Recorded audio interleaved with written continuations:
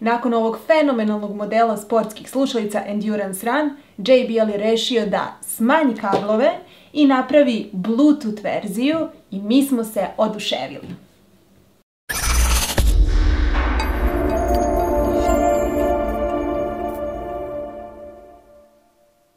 Da počnemo. JBL je nedavno lansirao Endurance seriju dizajniranu posebno za sportiste. To su modeli Dive, Jump i Sprint i svaki od njih je imao nešto posebno. Osnovni model ove serije je Endurance Run. Mnogima od vas su se već svidele ove slušalice jer ste za razuman novac mogli da pazarite odlične sportske slušalice. JBL je upravo izbacio Bluetooth verziju Endurance Run slušalica. Tako da su oba modela u osnovi identična, osim što su ove sa kablom, a ove su bežične. Kvalitet izrade i zvuka je ostao isti. Drajveri od 8 mm daju odličan zvuk punog spektra. U ovom videu ću vam reći malo više o izradi, kvalitetu zvuka, bateriji i udobnosti. Pre svega da pogledamo sadržaj kutije. Tu su slušalice, kabel za punjenje, silikonski adapteri za uši i uputstvo. Ove slušalice imaju ugrađen mikrofon, tako da možete da se javite na telefon bez vađenja iz džepa. Od kontrola imate opciju da pojačate ili da smanjite zvuk, kao i da pustite, odnosno pauzirate pesmu ili da se javite.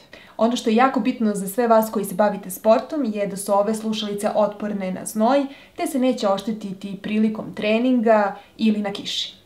Isto kao i Endurance Run, ove slušalice imaju magnetno kućište, tako da vam neće smetati ili ispasti kada nisu u ušima. Baterija im traje do 6 sati.